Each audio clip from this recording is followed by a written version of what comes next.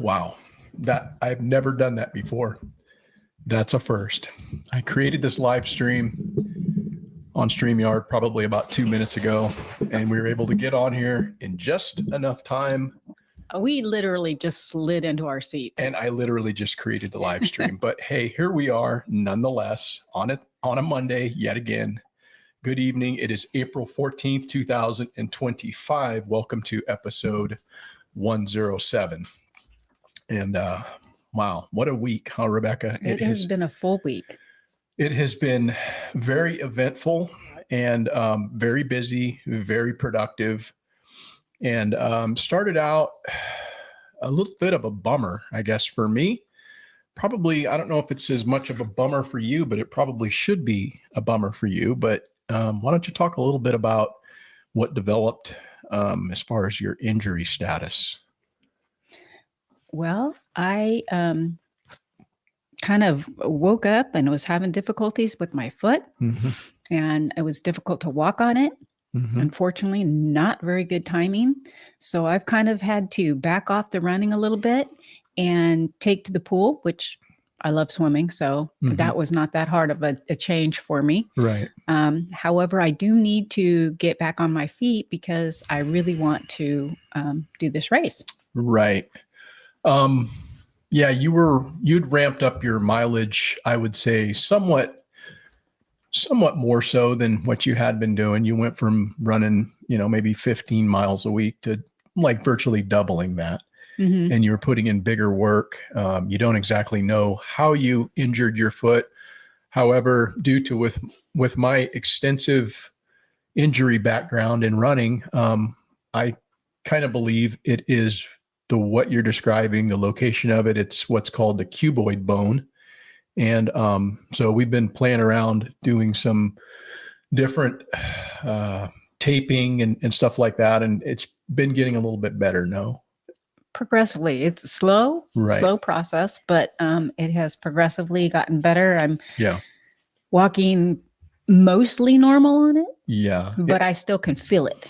Yeah. Injuries are, at least for me, I don't know about you, maybe it's not the same for you, but for me, injuries are like kind of, it messes with your psyche. At least it does me, because I get so, proud of the work that I've put in, and you're progressing in a certain direction. And then all of a sudden you develop this injury, and oftentimes it's at the wrong time, right when you're in preparation for something. And it's a setback that kind of affects at least my mental psyche. And I know it does for a lot of athletes and a lot of runners. I don't know what your take is on it. How is it affecting you, if it's affecting you at all? Well, it is actually, because I was pretty excited that I'd made it up to 8 miles, and being able to do that and not, and then come home and be able to do my chores and everything else, right? Not be just completely wiped out. Sure. But now, taking a few days off, it's, going to take its toll. Obviously, it's going to slow me down a little bit. Right. I'm still determined, though. Okay. I'm plan on doing this race, injury or no injury. Okay, perfect. Yeah, I was going to ask you that, because I was going to ask if your outlook has changed on how you intend on approaching it. Because you had initially said you wanted to get it done in a couple of days. And I was thinking, that's a lot of miles, ramp it up, do 50 back-to-back 50s. But, I don't know if that's changed your outlook, but you've got 4 days to do it. And so I still would like to do it. I didn't really want to add the third day, but I still want to do it in 3 days. And then that gives you Saturday to run your race. Sure. And then I can stay with the dog. So that's my goal now, is to get in as many miles as I can. Yep. Hopefully do it in 2 days if I possibly could. Sure. But 3 is we'll what see. I'll fall back on. Yeah. And I've signed up for the 30 miles, so I will be there running that. And look forward to supporting you in that deal. But yeah. So I may just stay awake all night long and just hobble around. Yeah. So anyhow, one of the things that happened around here, well, before I get to that, let me ask you, how are you doing other than the injury? Because I always start off asking you how you're doing. Yes, you do. How are you doing? Other than it being busy here and obviously having the injury, I would say that I'm doing good because I am making recovery, or I feel I'm making recovery.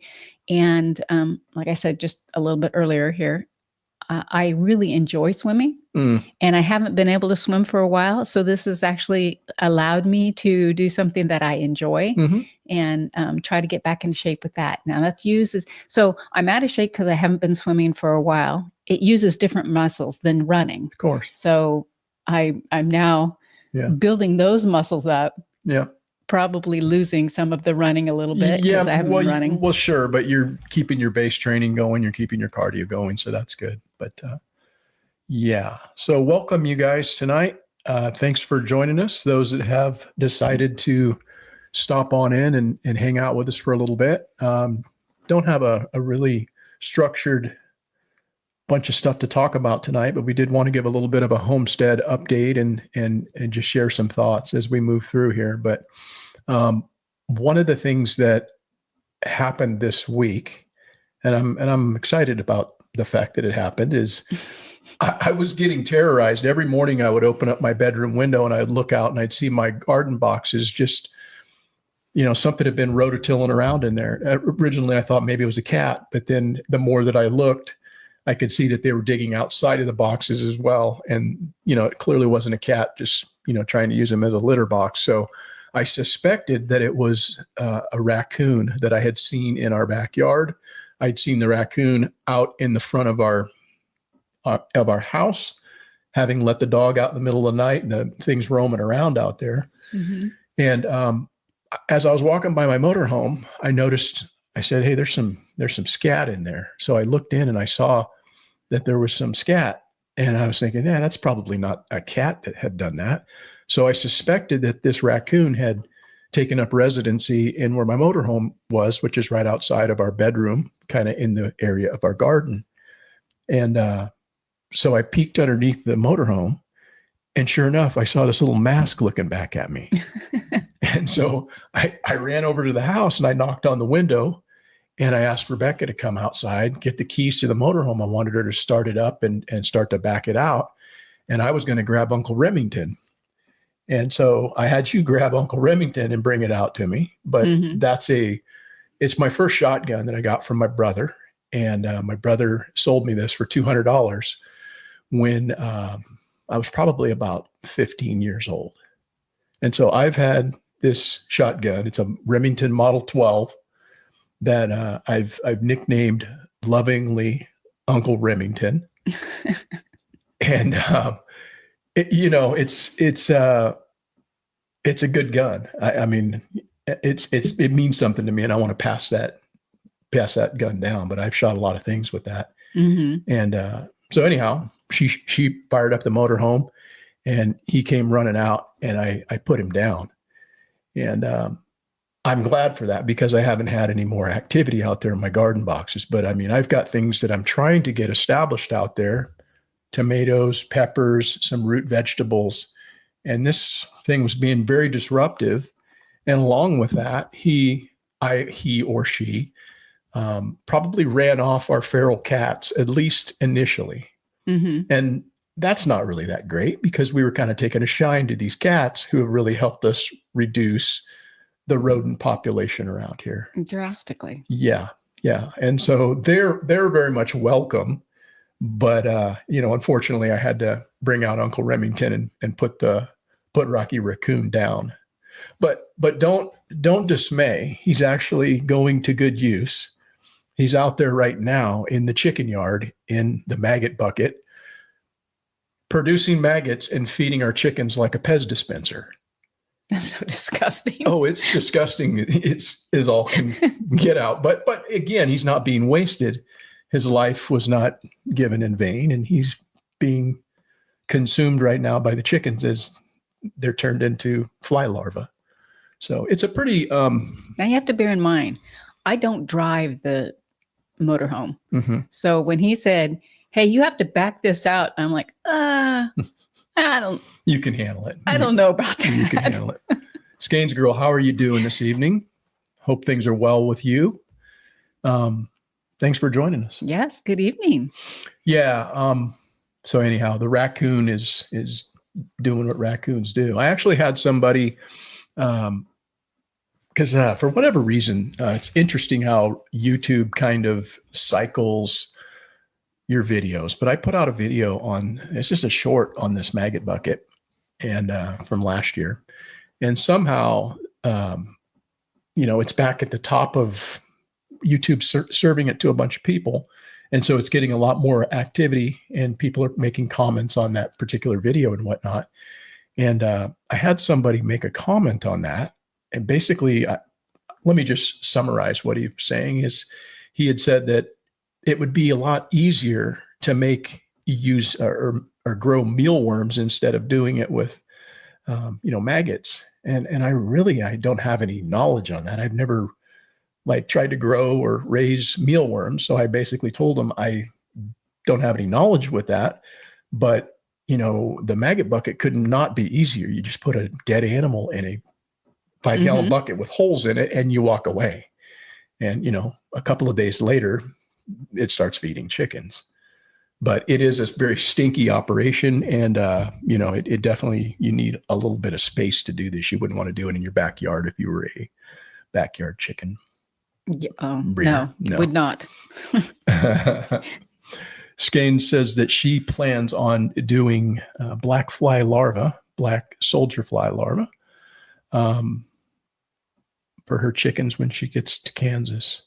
Yeah, I've heard a lot of folks saying, that's something that's, good to do and somewhat easy to do, but I have never really done it myself. We have black soldier fly larvae in our cow patties out there.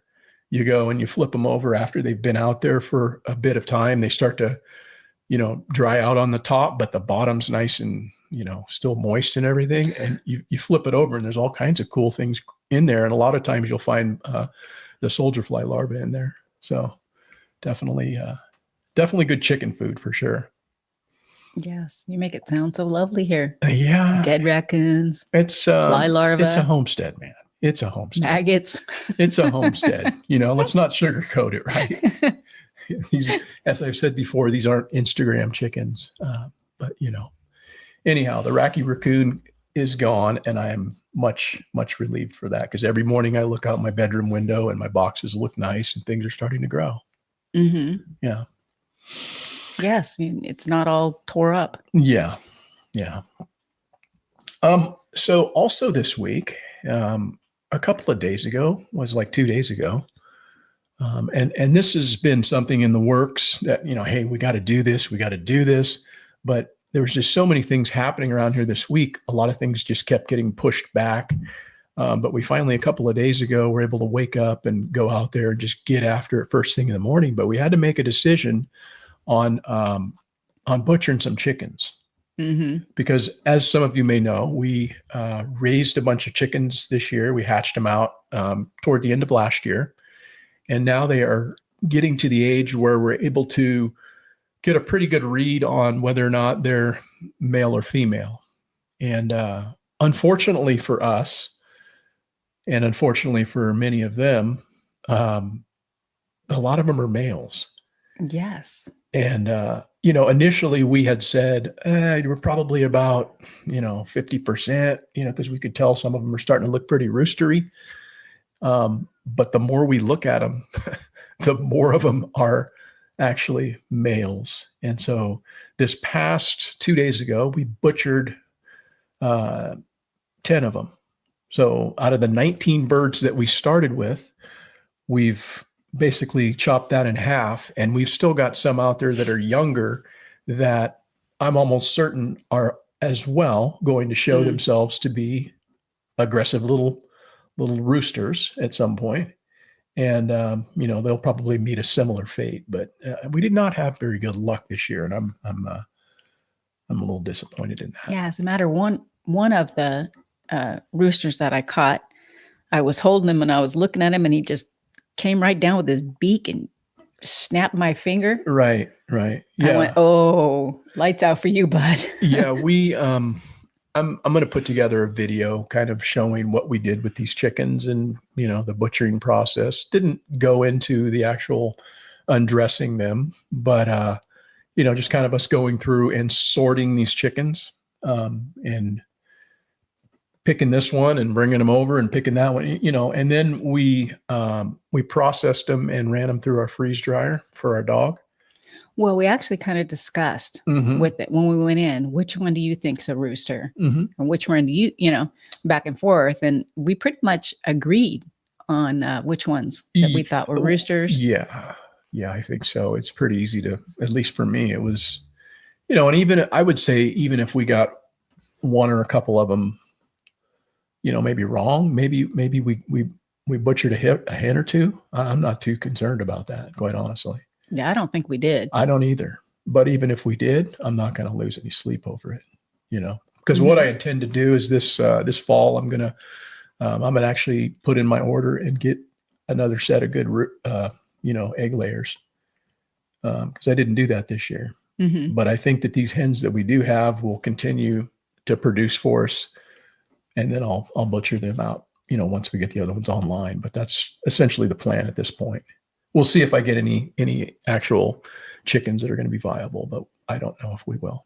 What do you think? Surprisingly, the old birds are doing well. Yeah, still they are. Yeah, Scanes says that termites also. Yeah, they love anything that moves, really. That's disgusting. Yeah.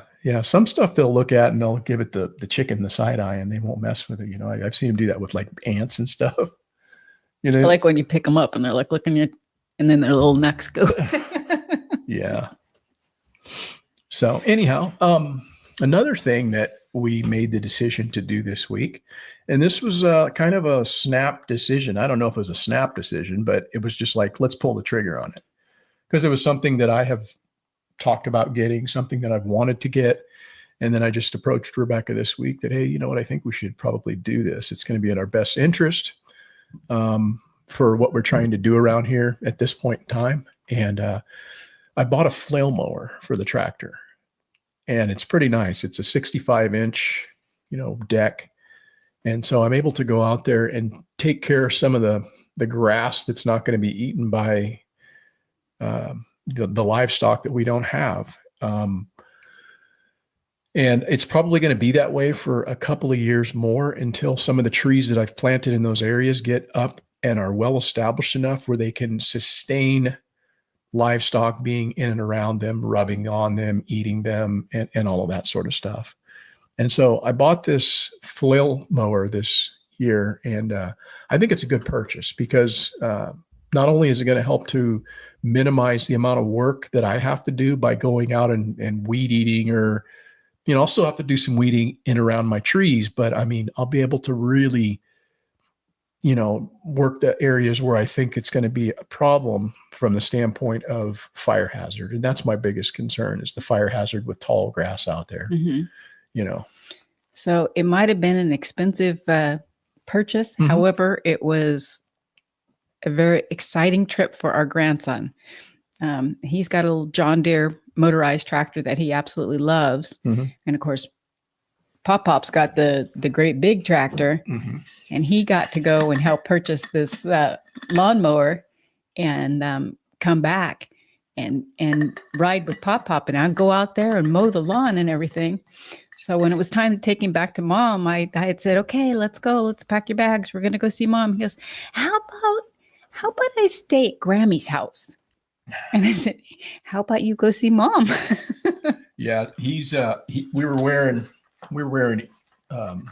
earmuffs, ear protection, and I had a pair on. He had a pair on, much like what Rebecca and I are wearing, kind of looks like. And apparently, what we've come to find out is his dad has called and said that he won't take the pair that he has at home off. He goes everywhere with them at this point.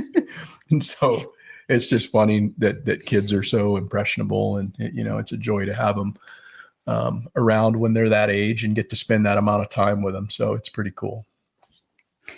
Yes. He said, like Pop Pop. Yep. Yep. Um, so having bought that flail mower, are you cool with the fact that we did that? I think, what do you think? Was it a good purchase? Good idea? Well, it makes it easier on you. Mhm. Obviously, it cuts your time in half at least. By a tenth. Yeah. Spending money for me, large amounts of money, are it's difficult. But in this particular instance, we're at tax time. Mm-hmm. Your truck we had to pay for. Then you wanted to purchase this. Plus, we paid for this race for me and you, which neither one. Right. We've got were expenses. Okay. were Yeah. cheap.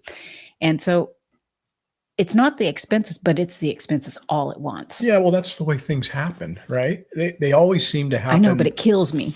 It's just you have to be ready to absorb that, and so it's just the nature of when it rains, it pours, and you know that, I know that, and it's just something we deal with. But I think it's a good purchase.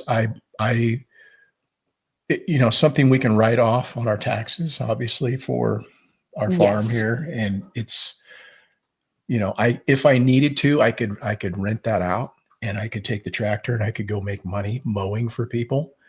And so it's really been nice. I've probably spent, I would say, since I bought it maybe 3 days ago, I probably spent 10 hours on that tractor, and I virtually got my entire property like dialed in for fire season.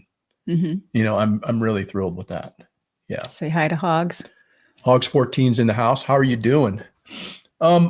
As far By as the way, the money spending has not stopped there, but I'll let him finish. Yeah, let's see here. Oh, yeah. Skane says that she's about to be mowing with a push mower. Well, don't feel bad. I was doing that for many years up until about a week ago. So I got a push mower that I mow everything with. And I used to have a couple of riding mowers. One of them broke, and then the other one I wasn't using. And so I loaned it to my son-in-law, and he's currently got it. But even at that, there's nothing that I could have done this week that thing wouldn't have bogged down, and I would have probably tore it up. But it's incredible having this thing on the back of my tractor, 65 inches wide, that I can just drive over grass that's 3 feet tall and turn it into what looks like the 9th hole at Augusta National Golf Course.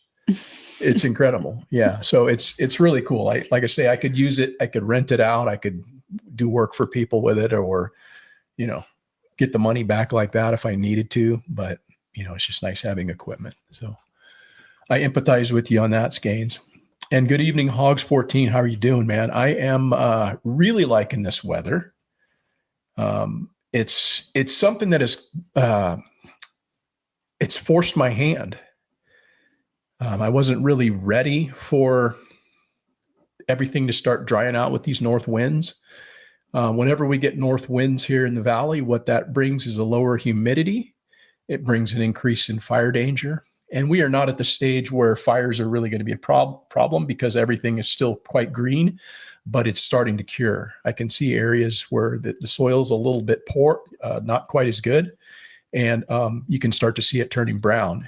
And, if this weather continues, it won't be very long before they will be running fires.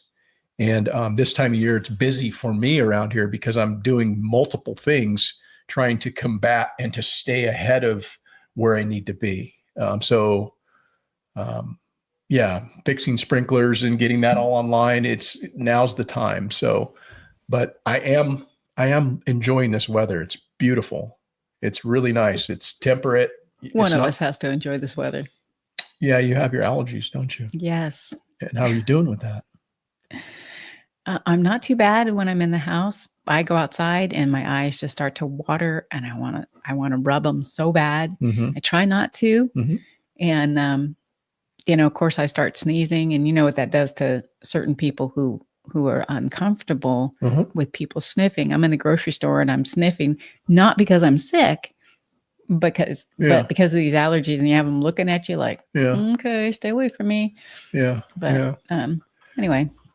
Yeah. So the weather's been really good, man. I've enjoyed it. But it's forcing my hand around here. Skane's girl says, the zero turn isn't running and my sister asked for it. The old lawn tractor needs tires. They are dry and rotted and won't hold air, but it does run. I will have to get tires and I got to change a spindle. Yeah, that's, it sucks when you have a bunch of stuff and it's like not all working properly. And, occasionally, my stuff starts to get that way.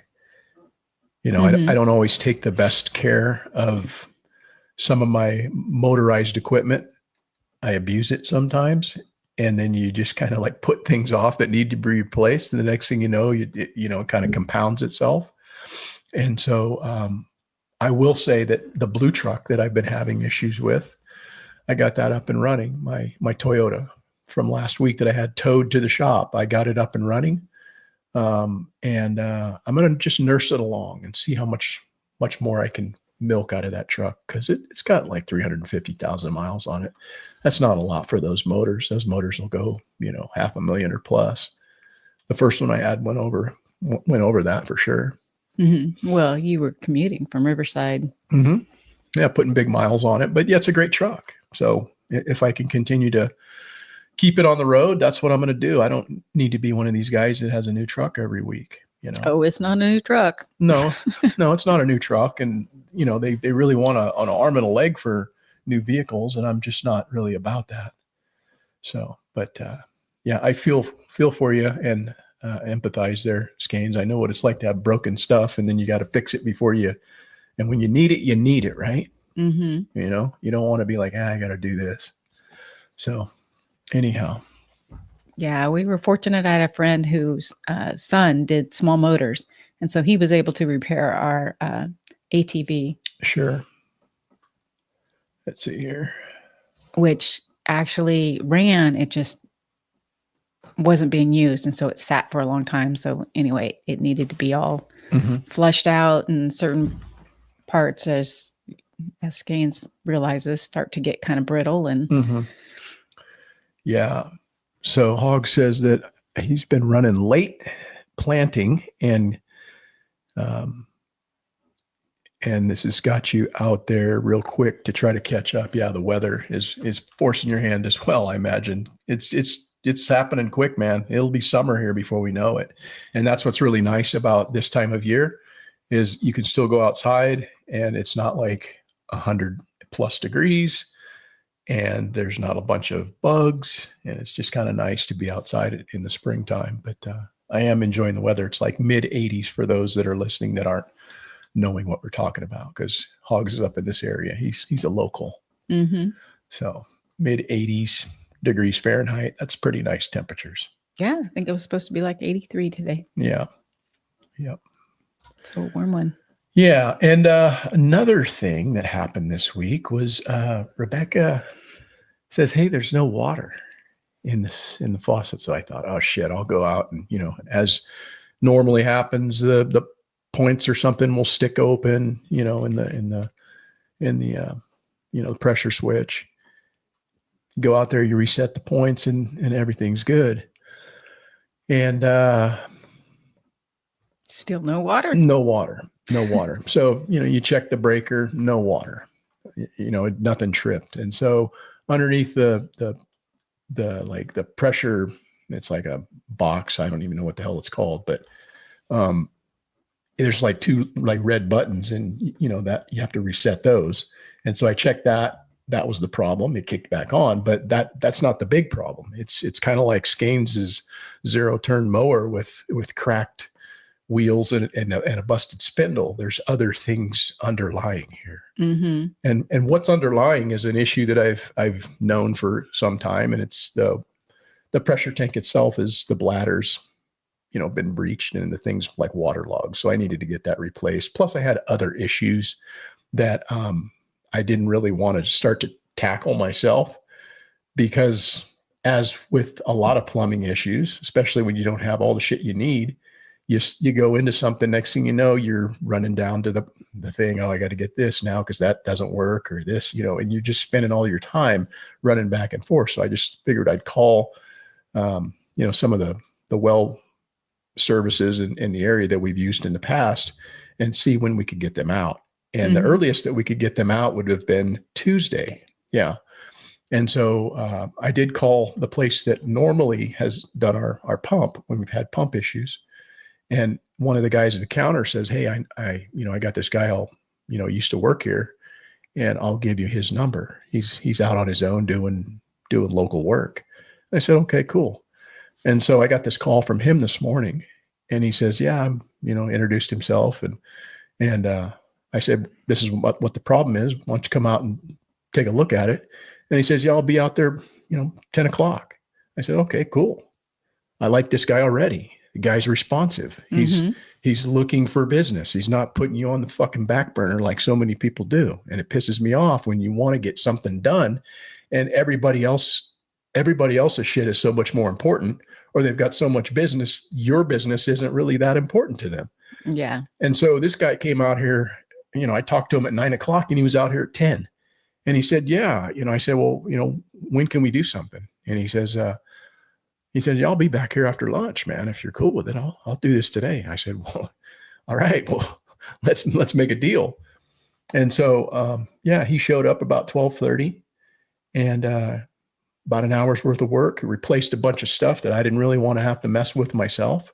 We got a new pressure tank installed and a new pressure switch and a new gauge and a larger tank. Yeah, that's the pressure tank. It's larger. It's a 119 gallon as opposed to the one we had is about half that size.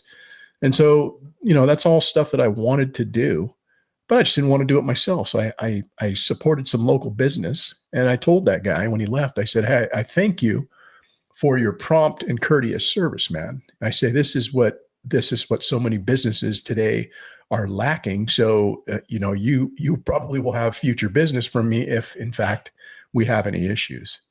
And so it's just nice dealing with people like that. I much prefer supporting the small independent guy who doesn't have so much shit on his plate that you're just a number in the system, and he did his work at a right price. So I'm pretty stoked on that. So the downfall to it is I start working on getting the pool back up and cleaned up for summertime. And meanwhile, the pump goes out. So I can't really backwash the pool because I can't fill it with water because there is no water. So I just kind of have to let it do its thing. So that kind of set me back a little bit on that. But you know what? You can't flush the toilet. You can't do dishes. You can't. There's I know. I didn't get to that. Yeah, there's a lot of livestock. There's a lot of things you are dependent on water. It's not just the pool, it's everything. So this is not the time of year for us to be having issues with our well. And so it was nice to be able to expedite that, because usually if you call and you say, hey, I have livestock, they're pretty responsive to that. And so, this time, apparently the other places that we called, I'll get to you on Tuesday. I'll come, we're so busy. And so again, it's nice to see somebody who's hungry and wants business, and I'm willing to support people like that. Mm-hmm. Yeah. But it's just not a good time right now. Cause like I said, everything's drying out around here. So yeah, so in my point being is that, not being able to do that, and then the temperature's rising, and then it's just the pool's going to turn green, and you need to do your thing, and everything is just I got stuff to water, and so it's nice that he came out, because now I can go back and not have it set with the temperature rising for another day or two, and not be able to do anything. Sure. Yeah. So how are the chickens doing? How egg sales? What are we doing this week? We sold 6 dozen this morning, and they are always happy to take what I have. What are they giving us a day, the chickens? The chickens are giving us anywhere from 18 to 20 eggs a day. It's good. That's good. It's enough. Mm-hmm. It's enough for us and whatever else we want to sell or give away. So we did have one day where they did give us 22 eggs. Yeah. Yeah. And we have one, for some reason, she just wants to lay her egg over in the corner. And then when I take it, she runs in there and looks for it and then runs back out. Yeah. Skaden says, water is one of the main things I am trying to line up for Kansas. No well, no stream, rainwater, and helpful neighbors is the plan. Water is such an important consideration on a piece of property. Yes. That is like almost like number one. Mm-hmm. Right. Yeah. Well, we did that with the property that we purchased from your brother. Mm-hmm. And a long time ago when he bought it, the property perked. When we bought it, decided that we wanted to put a house on it, it no longer perked.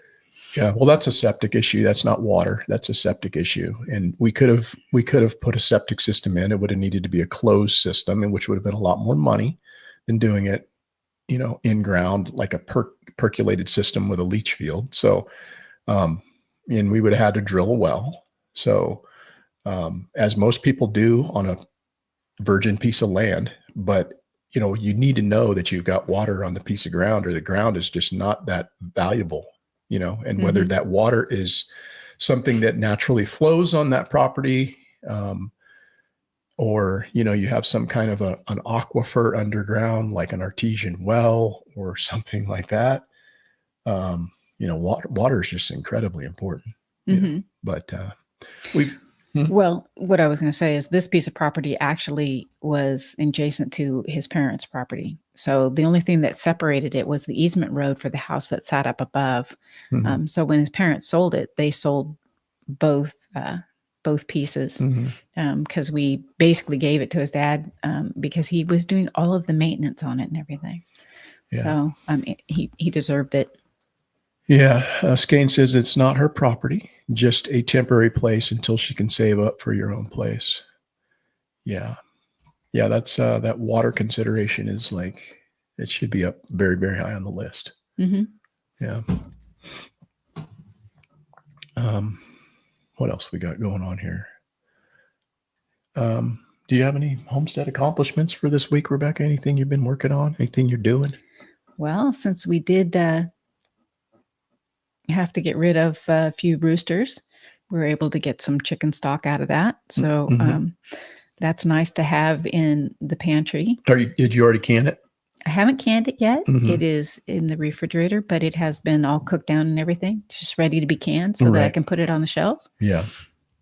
Which is great. And then we were able to make freeze-dried dog treats for our dog. Yeah. Which she absolutely loves. We gave her for the first time a freeze-dried chicken foot. Yeah, she likes those. It was actually pretty funny because she took off with it like you were going to take it away from her.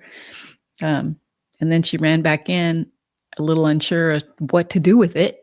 But she did like it. A question for Rebecca. Have you ever freeze-dried honeysuckle? I can't find any info other than the best way is to freeze it. I have not. Yeah. No, we don't really mess with honeysuckle. So, but freeze-dried honeysuckle. It almost kind of sounds good. Honeysuckles, it smells good. Tastes good, like the little flowers and stuff, but I don't know any more than that because I messed with it when I was a kid, but beyond that, I have no idea. You pull the little thing out and I don't know. Yeah. So let me ask you, Rebecca, and this is a did you know? Did you know that the U.S. homesteading movement surged in the 2020s, right? 2020 was the thing that kind of got a lot of people interested in homesteading. And it was partly due to distrust in centralized systems. Over 40% of new homesteaders cited concerns about government overreach and economic instability as reasons for seeking self-sufficiency.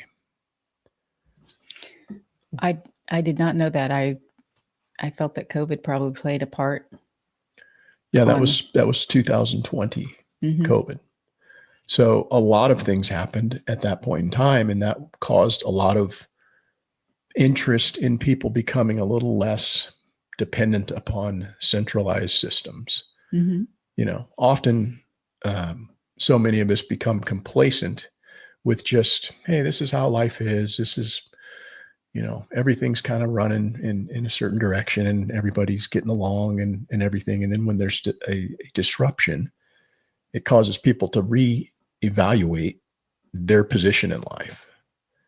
Hey, am I making the right decisions? Because the people that are making the decisions are kind of acting irrational. And it caused a lot of people to push away from that and to get into homesteading. I know for myself, it was one of the things that caused us to reinvigorate and reconstitute what we were doing here on our property. Because as we had talked about it in earlier episodes, that, we decided, let's move away from doing homesteading since we'd done it for a bit. And then we wanted to have less on our plate. So we kind of stepped back from it, but it is the thing that caused us to say, well, let's start doing that again.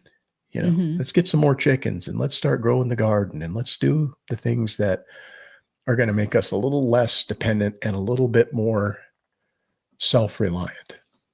So it actually is really kind of worked out nice where like a lot of items I have backup to. And so I'll be making something and I'll be just a little bit short. And I'm like, oh man, I hope I stayed on top of myself. And I'm so thrilled when I open the pantry and I'm like, yes. And then matter of fact, I did that today. Yeah. And then I have a little notepad in there just to make note that was like the last one that was on the shelf so that when I go to the store, I can buy another couple that I can have in backup. Skane says that she's been foraging here to take with me. It does make some of the best jelly ever. That sounds good. Honeysuckle jelly. I've never heard of it, but that sounds pretty good. I bet it's pretty tasty. But DHT's in the house. How are you doing this evening? Good evening. And welcome. Well, I wanted to ask about the honeysuckle. Are you extracting the honey from the honeysuckle or are you actually using the whole entire flower or what is the process of that? Yeah. Yeah, that'd be a lot of squeezing honey out of those things because they didn't really have much, as I recall. When I was a kid, you little drop at the end. But so I had a quote here from Liberal or Conservative for you, Rebecca. It goes like this. Some of you undoubtedly heard this in the past. This isn't something that hasn't been repeated countless times, this quote, but it goes like this. Freedom is never more than one generation away from extinction. We didn't pass it to our children in the bloodstream. It must be fought for, protected, and handed on to them to do the same. Liberal or conservative? So to me, it sounds like something a conservative would say. But again, I would have to say that depending on the time, if it were... You always throw that caveat in there just so that if you get it wrong, you don't sound like you didn't know what you're talking about, right? Well, I don't know what I'm talking about. You always throw that caveat on. But I mean, it's true because earlier, liberals were not as far leaning left as they are now. Sure. So they, were more in the middle. Right. So it could go either way, but I'm going to say conservative. You would be right because that quote came from one Ronald Wilson Reagan, former president. I think he was the 40th president, I believe. I could be wrong, but it sounds about right. Ronald Reagan, pretty good dude. Yeah. So Skane says that you use the whole flour, make a tea by soaking it overnight, then stirring it to make the jelly. Huh. That sounds pretty good, actually. You'll have to make some of that, Skanes, and send us a jar. I'd love to try that. That would be cool. We'll do a little homestead exchange. You send us something, we'll send you something. How about that? Yeah. I love it, man. That sounds good. Honeysuckle jam, jelly. Let's see here. What are you going to put it on? I don't know. Whatever I want. Smear it onto some bacon. Doesn't that sound good? Honeysuckle jam onto some bacon? Tell me that doesn't sound good. Anything sounds good on bacon. Right. So what are we talking about tonight? I don't even know. I don't even have much of a main topic. I was just coming on here to say hi to some folks and kind of share some thoughts. Is there anything going on that you want to talk about, Rebecca? Anything going, piquing your interest this week? Other than training, I'm attempting to get back into running to try to. You already talked about that. I know, but doing that and the homesteading and, like I said, the pool. There's always little tiny projects that are ongoing. Of course, always. Yeah. I think that there's always. Well, let me get to this comment here. Let's see here. DHT says, now the left is really far left and the right is actually center, maybe a little left of center. We do not have a right wing anymore. At least that's what I see. Yeah. Yeah, I think if you look at the people that are in Washington or in government in general, they've become so influenced by the process. Whereas I think a lot of people go into government bright-eyed and bushy-tailed, and they think, oh, I'm going to change the world and I'm going to be the one who's going to do this for my constituents. And then oftentimes they get into politics and then they realize I'm really not having that much of an effect. And in order for me to have any effect, I have to play the game. And it's very disheartening to see how the game is played. And, I'm constantly learning as I observe what's taking place currently right now. I think we all are learning. We think we know what's going on, but we really don't, because none of us are on the inside and we're just kind of observing what's taking place. But one of the things that I've noticed is that a lot of the things that were promised from people who I think were well-meaning, at least initially, they're not delivering on that. And I have to ask myself, why is that? Again, is that because we just need to be patient? Because they're building a case that's going to be brought forth at some point? But there's so many promises that have been made that are being fulfilled. But a lot of those promises that are being fulfilled are low-hanging fruit. They're easy political wins. But the wins that are not easily politically won are the ones where there's potential blackmail and potential like the institutions in which control things are going to be exposed. Yeah. Well, I believe they get in there and there's more of the other than them. They have the single thought that they're trying to push through, or the single idea that they're trying to push through, but they're fighting a crowd coming towards them. Yeah. I don't know. It's just very interesting to me to see the people that everybody was so enthusiastic about getting in there and making all these changes. And then there's not really the changes taking place like we had hoped, I would say, at least from the way I see it. But I agree with you, DHT. I'd like to say hello to Double Oz. Double Oz, how are you doing this evening? Thanks for joining us. Yeah, I think that the ones who are not career politicians and they get in there, they've got their idea and they're going in, and like you said, they think that they're going to make a change, and they find out that it's nothing like what they thought. Yeah. They're not aware of all of the challenges they have to overcome. Even they can. Even like Trump, for example, right? When he went in, he was not beholden, or at least he said, hey, I'm not beholden to all this special interest in these donors. I'm not beholden to that. But when you come to realize that in order for him to compete and to be on an even playing field where he can run these ads that need to be run in these battleground states and to compete with a machine that is funneling and laundering money in so many ways that are just kind of skirting the rules and the laws. Look, he's not immune from taking, millions of dollars from big donors. He can't stand and say what he said when he was a candidate in 2016. So see how his tune has changed.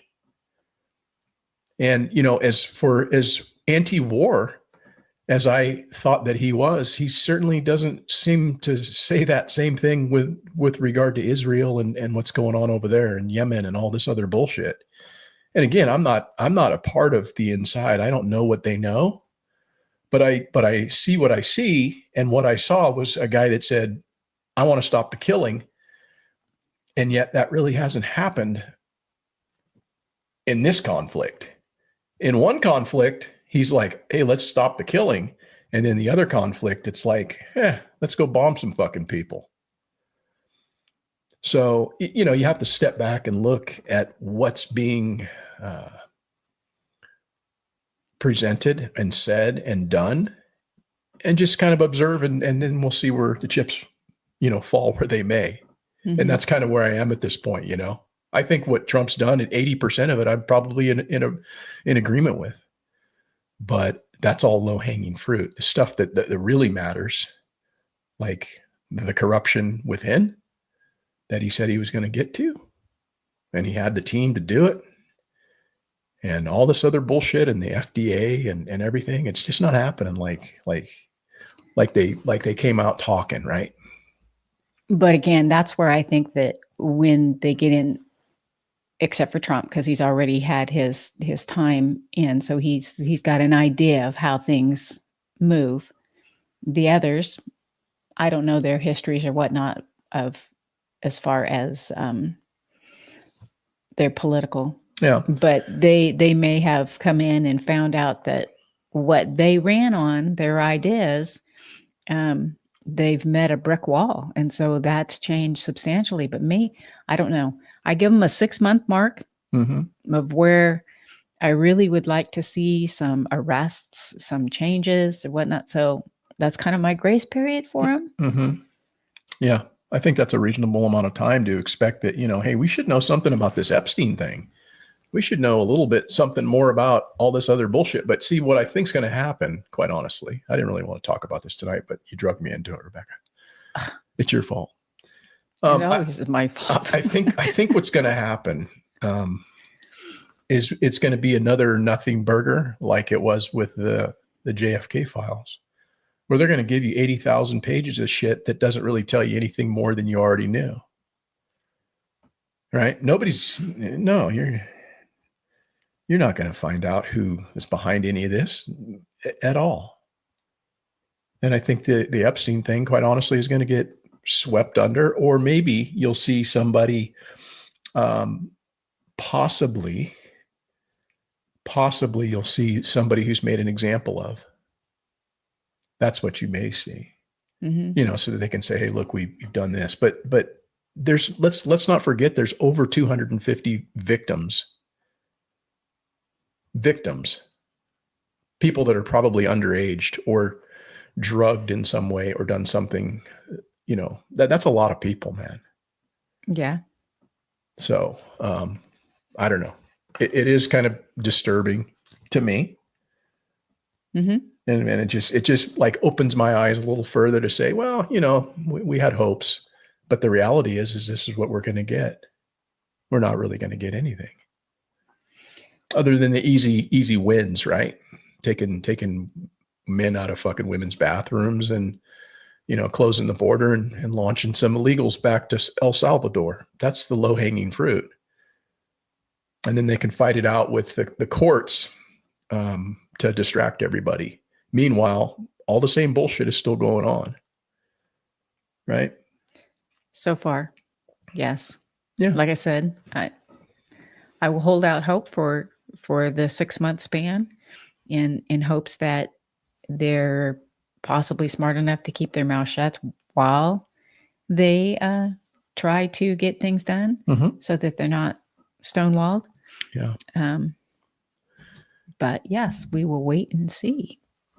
Scanes, a girl says, I'm learning the stock market I am learning the stock market to save up for a place of my own, which takes a lot of patience.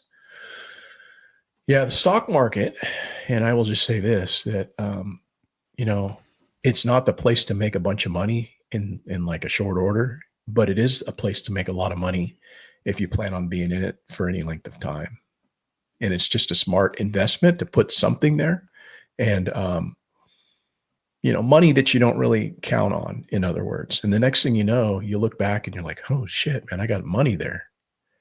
And that's just kind of how it works. If you invest diverse enough where you're not going all, into individual stocks, but you're playing like the S&P, that's a way you can make some money over time. I mean, that's historically been a very successful investment for a lot of people. Now, I will acknowledge that it's fucking just gambling.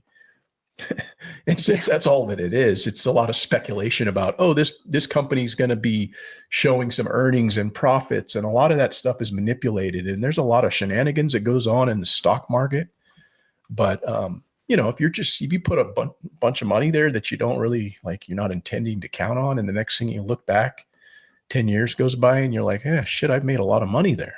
How'd that happen? I just forgot about it.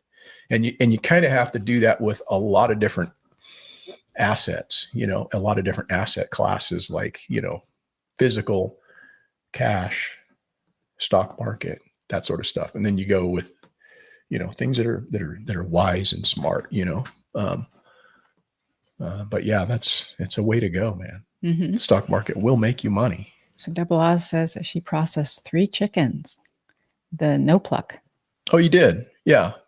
Well, we just did 10 of them just the other day. And I would say that it took me, after I got them all killed and everything, probably about a little over an hour, I think, to do all 10 of them, I was kind of rushing because they were starting to kind of set up on me, It doesn't take long before they start to rigor up. It doesn't take long at all before they start to get rigor mortis, but they're still warm and stuff. So you can, manipulate them good, but, yeah, no pluck. It works. It works good for smaller birds or birds that are not really like meat birds. And, it's just the way I like to do it. It's a little easier than going through the whole scalding and plucking and all that shit, Yeah. And gutting them. Some people are really good at it. I can do it. It's just nothing that I want to do for a bunch of layers, Yeah, there's not a ton of meat on them. Yeah. Let's see here. What are we missing here? And I tell you, when you do the legs, there are so many tendons and whatnot in those. Double Oz. I had to come out of retirement and go back to work. I was taking care of my mom. Yeah. And then Double Oz says, hello to Porterhouse and Teal. I was able to process 3 chickens. I used the no pluck method on one of them due to not a lot of upper arm strength for pulling the wings and legs out of the skin. Great video. Yeah, it does. It is a little difficult to kind of like, once you pop that knee through, put your finger around behind, and you sometimes have to use something to cut that so that you can get your finger through, and then just grab a hold of it and strip the the skin off of the leg. But yeah, it can get a little tough if you don't have enough like arm strength, like you said, but it's a way to go. Let's see. Of course, it makes our dog extremely happy. She just is sitting there just waiting for you to like drop something on the floor. Yeah. Yeah. Yeah. So, we'll see how things go with the politics and all. I haven't really been paying a whole lot of attention this week. I've been just so busy, and it isn't anything that, I've wanted to spend time looking at. And I would say this, that, there's always a lot of things to look at politically. But most of the time they're just distractions. And, it is good to keep abreast of what's happening out there, current trends and things that may affect you generally. But the bottom line is that most of it is just a distraction, and that's fine if you're looking at it for purely entertainment. A lot of times I look at politics and I find out what's going on just because it's kind of entertaining a little bit, you know. I know that there's really nothing that I am going to do about it specifically, but I do also like to call out hypocrites, people who are saying one thing but doing another. And I think that it's a unique opportunity that we all have to be able to speak and have freedom of speech under the First Amendment. Mm-hmm. Because there's places that that I would not be able to say the things that I say here and have this kind of a conversation. So that's a unique position we find ourselves in. Do you know the majority of people around the world could not do what we're doing here right now, having this type of a discussion, talking maybe unfavorably about their government? Yeah. That just wouldn't happen in a lot of places, but yet we get to do that. And so for me not to do that because of fear of offending somebody or pissing some people off, you know, that's, I take a bit of umbrage with the thought that I shouldn't do that. Mm-hmm. Right. So I think we all should speak our mind. And a lot of times it's purely for just entertainment, right? Yeah. Yeah. Yeah. I would say that there's a few members that I'm kind of holding my breath on. I'm not happy with their performance. Mm-hmm. But I'm not going to indulge until I hit the 6-month mark. And right.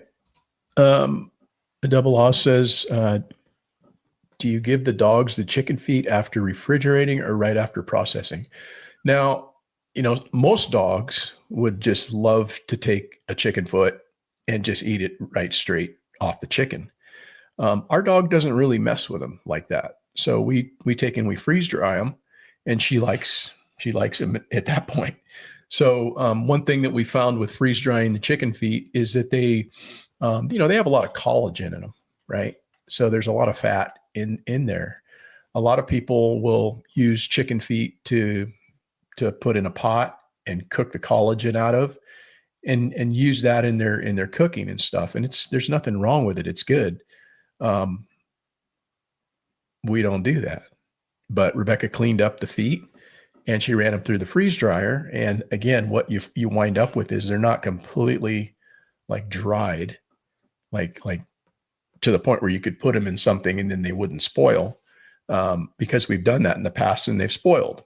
So what we do with them now is just freeze dry them and then put them in the fridge and then pull them out and give them to our dog as snacks. And she likes them quite a bit, but you really don't have to do that. Most dogs would just eat, you know, a chicken foot right off the chicken, mm-hmm. But ours is a little picky like that.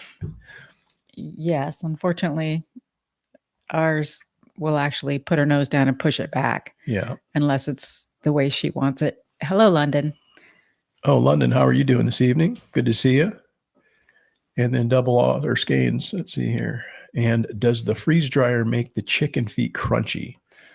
I would say no. You know, right? They're almost kind of like a pork rind on the skin. They kind of puff up a little bit, but they're still like meat in there, right? That wasn't completely dried. Right. However, they were in with the chicken. The feet were on a tray by themselves. So they may have actually needed longer time than the rest of the meat that was on the other trays. So they may have gotten kind of crunchy and it possibly would have absorbed that oil or right. Froze it. I don't know.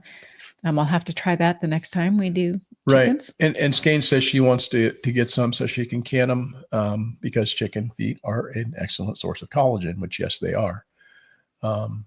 So yeah, but I do have a video, excuse me, that'll be coming out. I don't know if it's going to be this week or whenever I finish doing it and edit it and all that. But again, it'll probably be about 15 minutes long of us just sorting these chickens and then taking them over to where we process them and then, going from there, showing you when they're on the trays and all of that. So it's just kind of what we were doing on that particular day of dealing with these chickens. Mm-hmm. Yeah, the meat is kind of it's dried out, so it's. I wouldn't say it's like crunchy, but kind of. Yeah, it's almost like styrofoamy kind of, Yeah. Yeah. It says your Morky pushed it away too. I plan to add them to the bone broth I'm making from the recent processed chickens. Yeah, that'd be excellent. That would be an excellent thing to add to the bone broth for sure, because they're just loaded with like collagen. Hello, Loco. Loco in the house. I haven't seen you for a while, man. Good to see you. Thanks for joining us tonight. Yeah, our Shar-Pei before this one was actually kind of embarrassing, because if a store wanted to give her a treat or whatnot, if it was like a little on the stale side or wasn't exactly to her liking, she would just put her nose down and push the treat while they're still holding it away. Yeah, that's pretty. And that was embarrassing. Then you have to explain it away. Oh, well, she's just a little picky. It's not that, hey, you buy shitty treats. We just fed her. She's not really hungry right now. I know. But, we talk about some of the things that are happening, politically on this channel. But I think one of the things that, is best that any one of us can do is to, find some way to detach from the system. We talk about that here occasionally, right? Mm-hmm. Being more self-reliant and trying to be free and all of that. I think that there's actually no better time to do that than right now.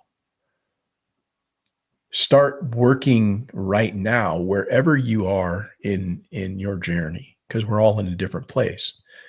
And, maybe you're trying to dig yourself out of some accumulated debt that you've accrued.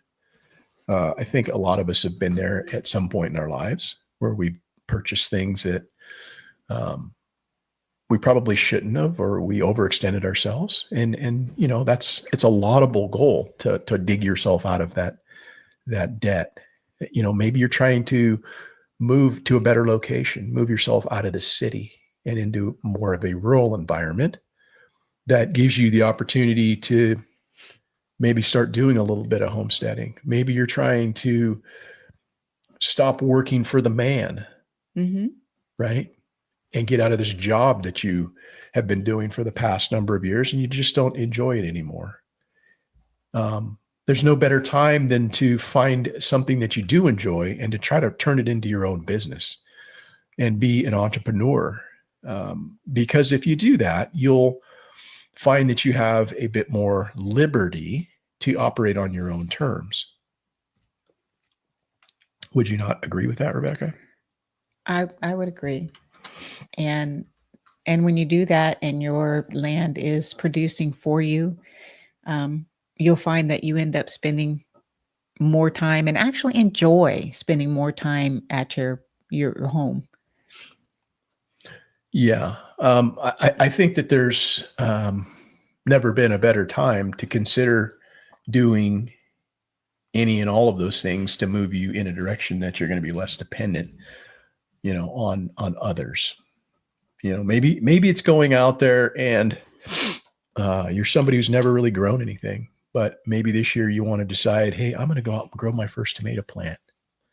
And now, mind you, a tomato plant in good soil and one that's happy can produce you a lot of tomatoes just from one plant.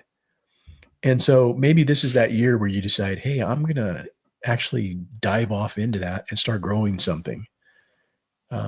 Maybe I'm going to get myself a couple of chickens if you've never thought of doing that. Maybe you live in a place where they do allow you to have a couple of hens or three in your backyard. And, you can start producing some of your own eggs so that the next time there is a supply chain issue, or they decide that, hey, we're going to kill all these chickens because of this avian flu, and eggs are, $12 a dozen and everybody's freaking out on eggs, you don't have to worry about that. Mm-hmm. There's never a better time to do that than like right now, if you can. And you haven't done that. Hello, Tim Riley. Tim Riley's in the house. How you doing? Thanks for joining us. He's alive. Yeah. Yeah, he says we're live, not he's alive. Yeah, so another thing that you could probably grow that would be very smart for you to do is like some high value crops. Things like lettuce. If you look at lettuce in the store, what they charge for it and what you're actually getting as far as from a standpoint of how much it weighs, man, they're charging you a shit ton of money for something that's very easy to grow. How about herbs? Mm-hmm. You mentioned that last week, Rebecca, growing some herbs. And that's something that anybody can do. And you don't even need to have really any property. Yeah, I've been busy dehydrating rosemary. I figured I'll stick with the rosemary until I'm done doing that, just because it's so strong. Mm-hmm. And then, get it all aired out, the Mm-hmm. dehydrator, Mm-hmm. and then move on to another. Yeah.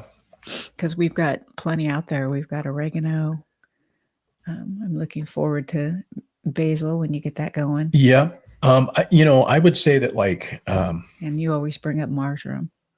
I would say that microgreens are another thing that you could grow if you're into that sort of thing, because microgreens are extremely expensive in the store if you were to buy them, if that's something you really like, putting into your smoothies and whatever else.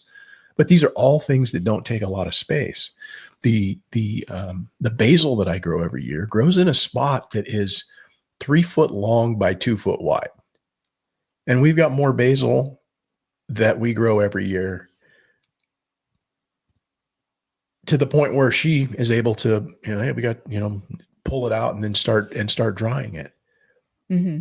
Have you ever looked at the cost of dried herbs in the store? Are you asking me personally? I'm just throwing it out there to anybody. Have you ever looked at that? It is extremely expensive for dried herbs. It depends on which ones they are. Mm. It's kind of interesting. Some are very, very expensive. Yeah. Most are very expensive for what you're getting. My point is that they are expensive for what you're getting. When you can grow that for a seed packet that's less than $2, you can grow more than you'd ever want. Yeah. Well, so comparing the two, yes. Yeah, of course. And so, it's just something that I think, rather than focusing on the negative, as we sometimes do on this channel, it's also important to just consider all of the things that one can do and probably should be doing if you're looking to become more self-reliant, if you're looking to get yourself into a better position than you were yesterday. And I think that's what we're kind of all looking for, right? Mm-hmm. Right? We don't want to just go through life being the same. Don't we want to get better? Don't we want to improve our position in life? Isn't that what the point is? So it's really nice that, obviously I still have to go to the grocery store for certain things. We don't grow avocado.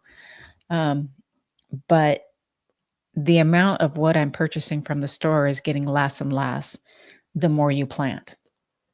Yeah, of course. Of course. This idea that you have to grow everything in order to be, a legit homesteader or this farmer or whatever, that's just not how it works. No, you have to start out small. Well, you have to start out small, but there's nobody that's growing everything that they need. So that's just the reality of it. And nobody needs to make excuses or apologize for, well, I have to buy avocados and bananas because, I don't live in a climate that allows me to do that. So yes, you're always going to have to supplement what you're doing. But the point is to try to do something that makes you more self-reliant and less dependent. That is very, very important, right? Right. That's what I was saying, is that there's less and less that we're purchasing from the store. Obviously, I haven't bought eggs in years because our chickens do so well at producing eggs. And I'm just simply saying there's certain things we don't make our own cheese. Right. But it's cut the grocery bill down substantially. Yeah. Yep. The culinary herbs thing, it's incredibly valuable, not only for cooking and seasoning your food, but, if you were somebody who is entrepreneurial minded, that could make a little nice side hustle for you. There's a lot of things that you can do in order to make yourself a little bit better. And as I've tried to for us to do here is to always remind ourselves we should be producing something rather than just consuming everything. And so we try to do that. We don't do a lot of it, but having something that we can produce is really important, whether it's, eggs or whatever, right? You're contributing to the system rather than just going to the system for everything that you need. And that can be very useful for those around you to help build your community, to help support those that are in need, whether that's local business, whether that's a neighbor, whether that's a friend, whether that's family. And so it's something that I think we should all be trying to strive toward, right? Yes, absolutely. One of the things that we have not done is we have not frozen the different berries that you grow. I wanted to say fruit, which they're a fruit, but is anyway, that something berries. you intend on doing this year? Well, you like them in your smoothies, and as opposed to purchasing frozen berries from the store, so is that we something? should Is that look something into doing that. Yeah. So when we have an abundance this year, and I'm certain that we will, because we've got a lot of berries on there right now. They haven't yet ripened, but that will certainly be something that's happening very soon now. We're going to have Pakistan mulberries that will be just abundant. I've got many trees that are going to be producing this year. I put in a bunch more berries, thornless boysenberry, blackberry. I think it's the loganberries and raspberry. And really sweet. The loganberries are have been producing for us for a couple of years, and they've been a very good producer. And so I've got several canes out there right now with a lot of fruit on them, but it's going to be a little bit before those are quite ready to go. But that's what I would suggest maybe this year is you go out there and harvest that and let's see if we can't get it frozen into stuff, right? Yeah. So Skanes, it's too bad that we don't live closer together. We could learn how to make cheese together. Double Oz says your comfrey's doing really great. That's good to hear. I'm glad to hear that. Yeah, ours is pushing out like a lot of new growth right now. It's time of year for things to start turning on, and the comfrey's starting to show. So yeah, I'm glad that that made it to you safely, and it's doing well. Now that you have it, you'll never need to buy it again. We have a farmer's market here. I think this is actually too something that Skanes had said. And it's not very big, so there's not a whole lot that they offer in our farmer's market. Gosh, we stopped there the last time. I think honey was probably about the only thing. And the guy was filling in for his mom, and he couldn't really explain a whole lot of the honey. I don't know what that means. Tomatoes are for third graders. Get yourself a 5-gallon bucket and a fig tree. You know what that means? No. I don't know what that means, Tim. You have to clue me in on that one, dude. But we have fig trees too. Yeah.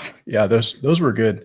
I think the one tree is going to harvest good. I pollarded the other tree that was getting a little out of hand, so I pollarded it back, and it's going to push out new growth this year, but it's not going to really have much in the way of any meaningful fruit on it this year. But the other one's going to be loaded. And so what we do with those is she slices them fairly thin and then dehydrates them. And man, it's a great energy snack. It's nice dried fruit that she doesn't like figs. So it's even better for me because I get to eat them all. They're really delicious and good for you. I'm not into the dried fruit. Yeah. I like it fresh. And then we have the other that kind of planted itself over by the pigs, the fig. Oh yeah, that's right. I need to cut that thing out of there because I don't want it growing there. But what's this say? Is William here? Yes, William Zegley is here. Bill Zegley's in the house, and I thought I saw. Didn't I see Dean Mullis? Good evening, man. How you doing? What does it say? Double Oz. I wrote a letter and took it around to a few places, and now we get about 3 to 4 bushel boxes of old produce per week to feed our chickens and pigs. There you go. That's a score. Mm-hmm. See, that's a score. And it's nice to be able to establish those types of relationships with people. Usually, somehow it's a reciprocal one, whether it's you give them something and they give you something in return, which benefits both of you. And so that's really cool. I'm glad to hear that. So it's been pretty consistent every week now. The deli that I sell the eggs to has been giving us bags of produce for the chickens. They do that most every week. Yeah. Just about every week. Yeah. Prior, when we first started, it was kind of hit and miss, but they've become quite consistent now. Yeah.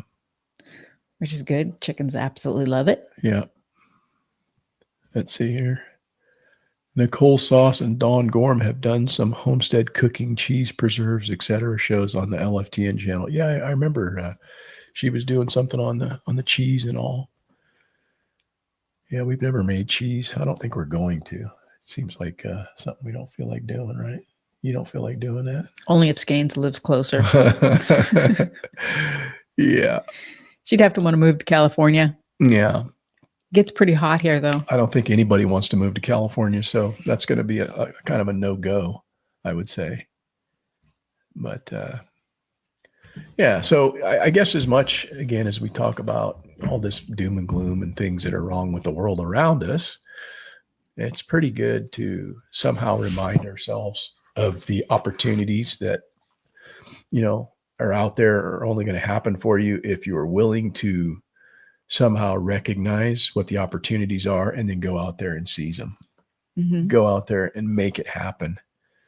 And, one of the best ways, quite honestly, I feel that you can become, prepared as a prepper is to become as free economically as you can. We often hear the term thrown around, being debt free. And, what does that even really mean? I don't think that there's anybody, unless you're completely unattached, and a lot of homeless people, I think, are debt free because they don't pay taxes in any regard other than when they go to buy something as a consumer. Mm-hmm. But a lot of those people, they don't own anything. And so if you're somebody who does have ownership and has something of value, you're going to not be exempted. You're going to be indebted to somebody else, regardless of whether or not you have your property paid off. So if you have land or you have real property, like a house, you're going to have to pay somebody for the privilege to stay there, just like we do. As a homeowner, our house is paid off. We don't have a mortgage, but guess who we pay every fucking year is we pay the county property taxes. Mm-hmm. A pretty healthy chunk, by the way. And so, what does debt-free really mean? Well, to me, it means to try to eliminate the debt that, is something that you have the ability to get rid of, whether that's a mortgage or a car payment or, the things that you have to finance. If you can do that, if you can eliminate those things out of your life and pay for things outright, or have a meaningful plan to incrementally in the future, like maybe a house, you can pay that off, the better off you're going to be. Right. Uh-huh. So I guess my point is when you have things happen like happened to us this week, that are unintended expenses that pop up, because they inevitably do. They always happen at the same time. They always come in threes or whatever, and they pop up and then you're hosed. And so if you're in a position where you're not indebted to somebody else and you have the ability to maybe put a little something aside, it doesn't place undue stress on your standard of living when you have to actually pay for something you had not intended. And I just think that that's a really important thing that, it takes time to get there. It really does take time to get to that point in your life for a lot of people, because as I said, I think in last episode, nobody really ever explains financial literacy to us. In fact, we live in a society that tells us to go out and to just buy shit and put it on credit. And that is so the wrong message for a lot of people, but so many people get into that, they get into that situation. So I wouldn't say don't go out and buy something on credit, but I would say ask if they have a program that is without interest for a given amount of time. You don't rely on what they tell you your monthly payment is. You take what it is that you bought, that amount, and divide it into either the 12 months that they'll give you interest free or whatnot. And that's what your monthly payment is, because you want to make it within that time.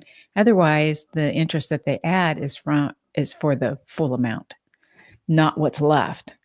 But that is a way to do the credit.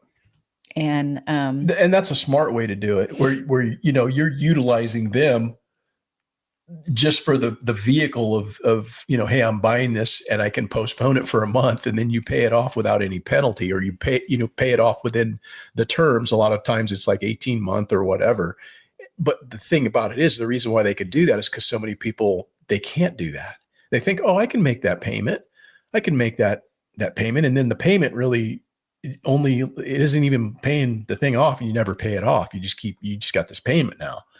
Well, I think a lot of people think that the amount that tells them that that's what they owe is in that time frame, but it's not. Yeah, it's to their advantage. And here's the other thing: a lot of times something else will come up, right? Some unintended thing is going to come up that takes more of a priority, and then that gets pushed behind, and you're like, oh shit, I'm just going to make the bare payment. I'm not going to ever, and then you never pay it off, and that's what they bank on. Mm-hmm. So if you're smart, like what you're just suggesting, it just puts you in a better position.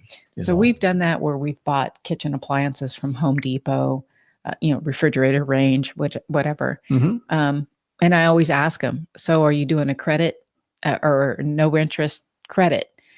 And if they say yes, then that's the avenue that I take, so that I don't have to drop my savings account down so drastically. But I also know that I need to do the math and not rely on them doing the math for me, because it's obviously going to be in their favor. Sure. And to Skane's girl, yes, let's meet in the middle and learn how to make cheese. Yeah, that'd be cool. That'd be cool if we could get you guys together sometime. We'll see how we can do that sometime. Maybe. Mm-hmm. Maybe we'll go out to Bobby's festival out there, Midwest or something. I know she's in that crowd. Might be kind of a nice little trip to take. Get out to the Midwest and just hang out, right? London says State of Jefferson. State of Jefferson, yeah, that would be a neat thing if it would ever happen here, but it'll never happen, unfortunately. And the state of Jefferson, for those that don't know, is this movement that took place amongst a lot of the northern counties in the state of California that basically have a different political view than what takes place in Sacramento, which is our state capital. And, they wanted to go a different way and create what was considered to be a 51st state. And they called it State of Jefferson. And so it was this kind of like, movement or whatever, but it never was going to ever be a thing. But it had been adopted, and they had like t-shirts and logos and hats and shit like that. But, this county that we live in, it's Tehama. It's a part of what would be considered the state of Jefferson, but it's a lot of these northern counties, wanted to create this secession movement, right? Mm-hmm. This is not going to fucking happen. It's just not. Dean Mullis is here with us. Yeah, I saw that earlier. What's up, Dean? Yeah. It says half of the used cars and shed businesses now is now repos. I'm not sure what that means, man. Commonwealth of Virginia. Let's see. Yes, Eric, this time Uncle Joel Salatin will be there. Hopefully that pushes you to come. Yeah, Joel Salatin, he's a quite the guy. He's been doing the thing for a long time in this space, and he's highly regarded as somebody a lot of people look up to in the space. Very, very accomplished homesteader and farmer in his own right. And he's written a lot of books, and he's made a lot of public appearances, and he's quite the dude. Making big money now. I think Skane's girl gave you the dates for the festival. She said May 6th through 11th. That's gonna conflict. It is, because we've got to be at another festival at that point in time where you'll be running 100 miles and I'll be running 30 miles. Woo! Yep. Yeah. Hogg says it started in Siskiyou County back before World War II, but never happened because of the war. Mm-hmm. Yeah. I'm not certain of the history of it as you've explained. I should look into that more, because it is kind of an interesting thing, but it's something that's kind of like never going to happen. And it's not really much of a movement at this point. It's just kind of a faded memory. Yeah, there used to be a few signs here or there that would say State of Jefferson. Yeah. I don't really see them anymore. Let's see here. Dean says people cannot afford payments on garden sheds and 2005 Honda Civics. Yeah. There's a lot of the people that are out financing everything. And I don't like doing that. I will do it, but I don't like doing that. But sometimes you have to do things out of necessity, but I don't know. Not unless you're one step ahead of them. Yeah. So I guess for those of you who've joined us this evening, and those that might join us in the rebroadcast, what are you guys going to do this week to move yourself in a direction of becoming less dependent on others for the things that you have or want or need?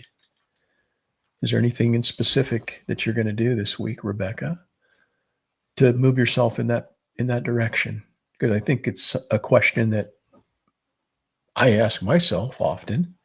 What am I doing to improve myself? And what do I plan on doing as the week moves forward? Right? Yeah. I really work on trying to motivate myself to stay physically fit. Mm-hmm. You've brought up strength training for me. So I didn't exactly do all four of what you talked about, but I did do some squats. Yeah. We were talking about that. And the reason why I think it's important just to consider as you age, things don't get easier when you're older. Mm-hmm. They just physically don't. Things happen hormonally. Your body's starting to break down, and you just don't have what you had when you were younger. And so if you don't use it, you lose it. And the physicality of what's required in order for you to do the things that you want to do versus the things that you can do, it's vastly different. And so, it's something that I cue in on and try to fight Father Time. And it's something that we should try to all be doing, right? Mm-hmm. So yes, continue to improve your health. Yeah. Be it through diet, physical activity, if it's just going out and walking. But maybe it's being motivated. Maybe it's dropping a bad habit that you had, because we all have bad habits. We do. Right? Maybe it's doing something to improve your lifestyle.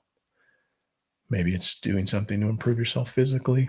Mm-hmm. Financially, whatever. There's always things that we can improve. So that's, I guess, the message that I'd like to kind of leave folks with that are going to listen to this tonight. So for me, it was pretty easy to fall back into driving through and getting a fancy coffee. And I've worked on that to not do that. Yeah. So I can't say 100% that I don't, but it is more maybe one time every 3 weeks as opposed to every single day. Yeah. Yeah. It's a big money suck. Mm-hmm. And it's really not that great for you, but people do things that they want to do because they convince themselves that, hey, this is what I want to do. It's my little guilty pleasure. I'm going to do it, whatever. And that's fine. You can do that. Mm-hmm.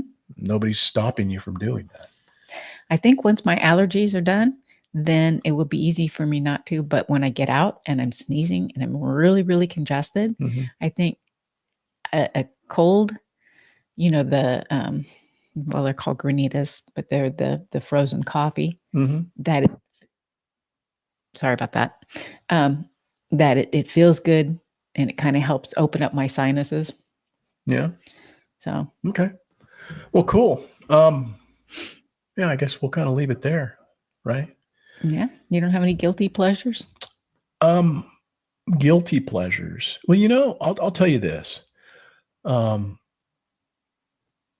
quit drinking like alcohol. And it wasn't like something that I did because, I can't handle it or whatever. I still like drinking a beer now and then, but I've just made the decision because I don't like what it does to me on the other side of it.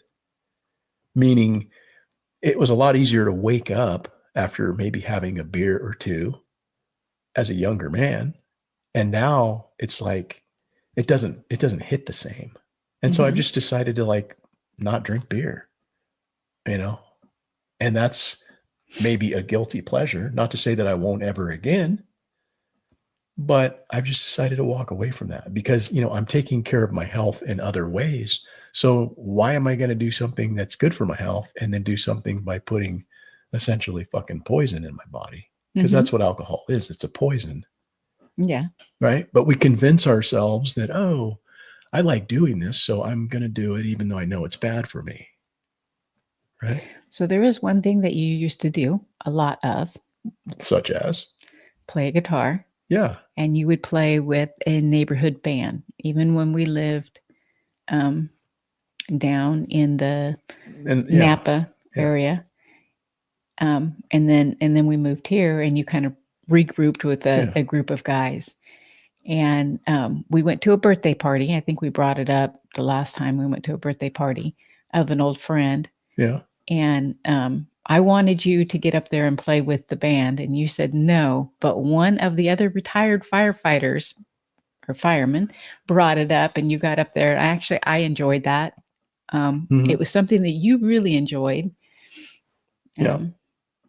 Anyway, I'm just saying that I enjoyed it. I think if you did it a little more, you probably would enjoy it. Yeah. It's not. It's not anything bad. It just was something that you did that I thought you enjoyed. I used to like being, playing with guys and stuff, but that isn't something that I do at this point in my life. But nothing wrong with it. It was fun. But nonetheless, mostly Ferment Farms. Yeah. Greetings from Dixieland. I guess Dixieland is what, Georgia? So that's got to be down in that area, Georgia or something, right? Dean Mullen says, my lifestyle are my bad habits. Just the whole life. It's just chaos. Yeah, I know, man. It's hard. It actually is kind of hard to be disciplined to do the things that maybe you like doing. There's a lot of things that I'd like to eat. And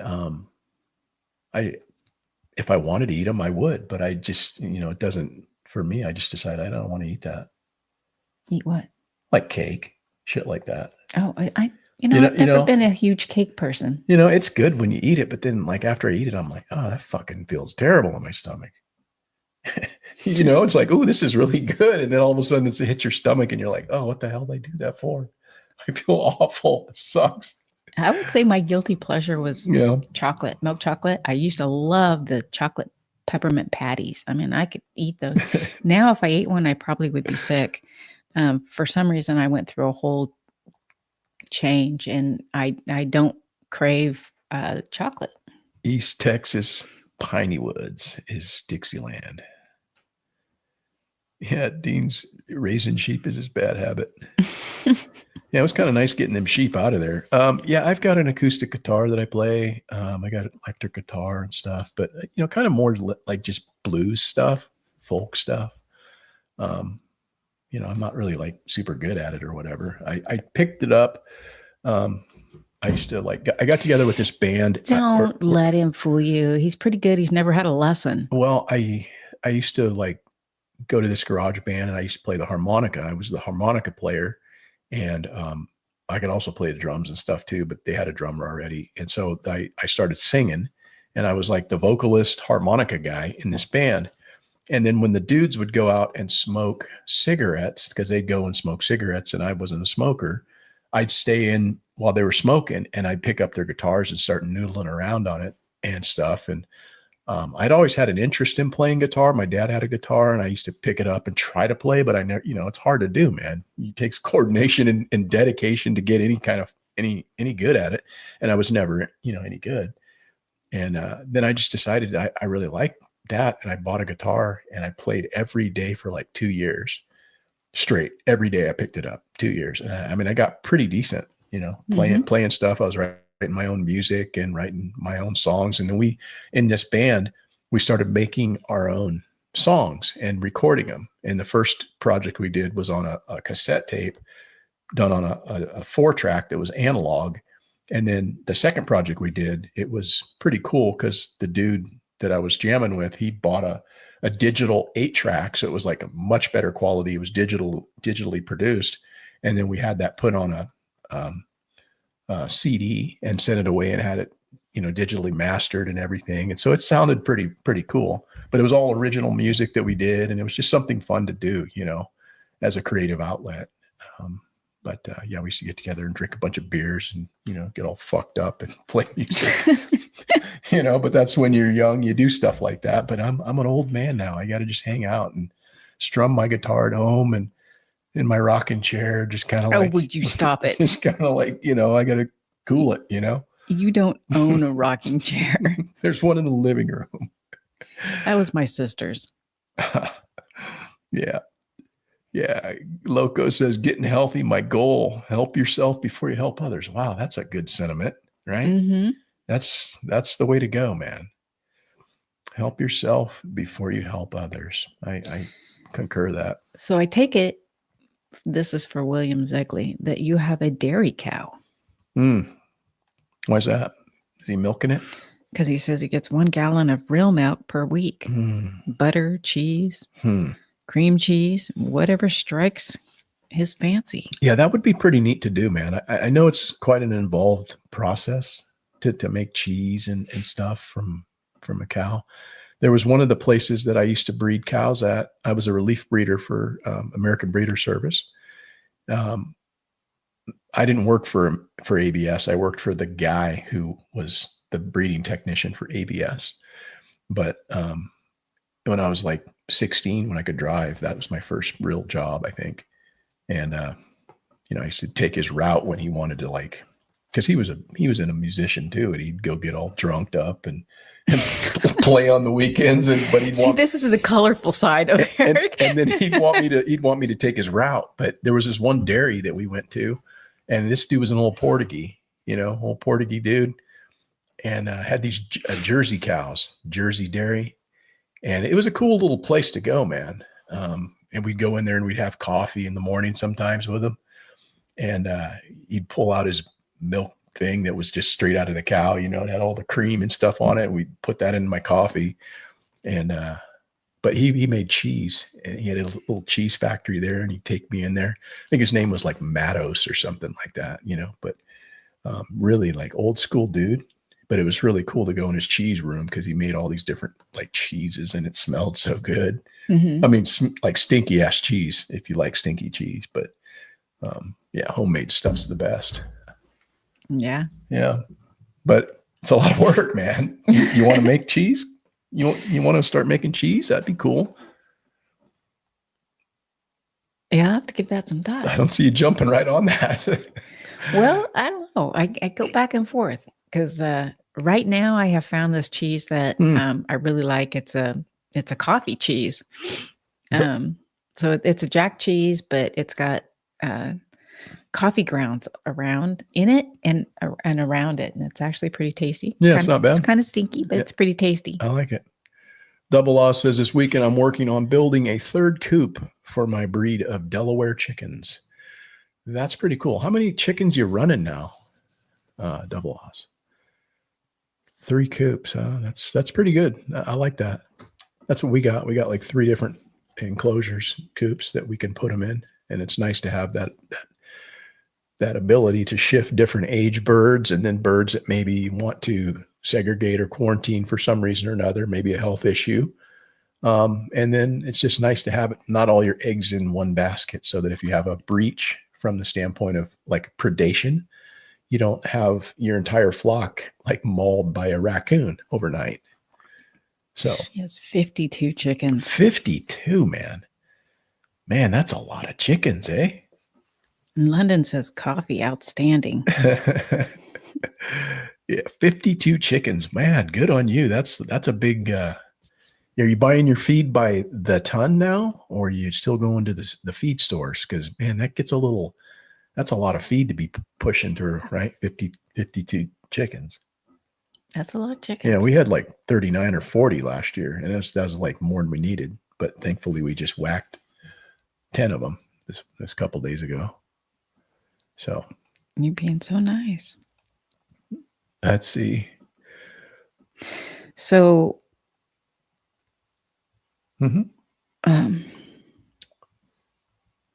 Mennonites. I'm taking it the Mennonites have the dairy cow? I don't know. I don't know what you're talking about. Or am I mixing up people? I don't know. You're the one reading what you're reading. So I know, but I got to go back up and. Okay. Skane says, saw my first raccoon a couple nights ago. Aren't they Went cute? out about 10 and saw two big eyes glowing on the other side of the coop fence. Yeah, that was one of the things that had me a little, I guess, concerned about this one that had taken up residency out here outside. Just because some of the nights, not all the chickens get in and they stay out in the yard. And it would be very easy for that raccoon to go over and maybe try to get after a chicken. Raccoons are omnivorous, so they will eat meat as well as, herbs and grasses and stuff like that. But they're more or less opportunistic rather than predatory. They're not going to maybe go after a cat or something like that. They'll be like a standoff with a cat.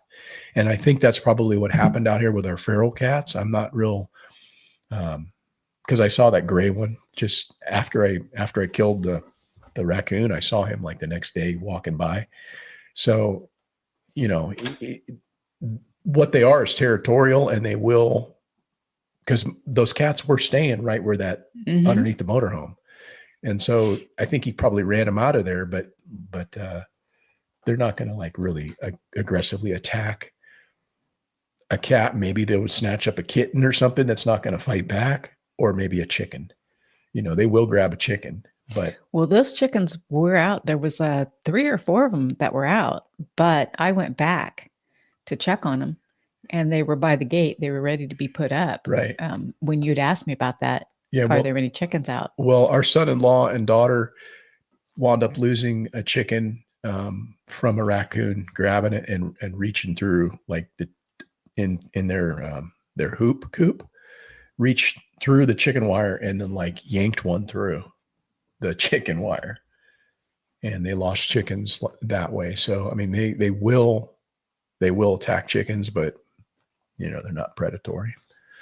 See, that DHT nursery has 70 meat birds. Oh, coming 1st of May. Oh, cool. But they have 43 and 29 more in a brooder. Firmament Farms. I was throwing chunks of biochar raccoons 2 nights ago. City coons are brave. Huh. Yeah.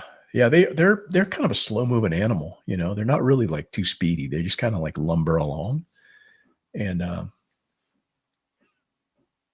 I think they're cute. They are cute, but they're, they got to go, man. They can't be like living underneath my motorhome. I agree. Chewing on things. That's not cool. Let's see here. I agree. But I almost, I'm almost positive that they drove that mama cat off. Yeah, well, she might be somewhere where she feels more safe because she was going to have kittens at some point. She was obviously getting bred out here. And then I took video of it for you. And then, yeah, she's probably somewhere else, but whatever. So anyhow, I think she was a good hunter, though. I think we are going to wrap it up tonight, guys. We've been on here for a minute, and we do appreciate y'all showing up and just kind of hanging out and having a conversation with us and others. But I don't know. What did you like to maybe say in closing, Rebecca? You always have a lot of words of wisdom. So, I don't know about that. So why don't you take us out with a bang? I think you just like to put me on the spot. Well, I don't want to be the one doing all the talking. I want to give you your just due. We've been doing some back and forth here. I understand. Interacting with the folks who are visiting us. You don't have anything to say? Stay healthy. Stay happy. Yeah. Love and peace to all of you. I enjoy you dropping in. Yeah, I think we're going to have some chili because Rebecca's making some chili tonight. And the weather outside is not frightful. It's looking very nice out there. It's not Christmas. It's still probably 80 degrees and the sun is shining and there's no bugs. So I think we might even go outside and look around and see what mischief we can get into. But we again do thank you guys for joining us, and we hope to be back next week. We'll, sharing something of value, maybe right? Something of a little more substance, something a little bit more substance, and I don't know, not so much silliness. But again, thank you, and take care, guys. Homesteading's not harmful content, and go out and be better tomorrow than you were today. Good evening.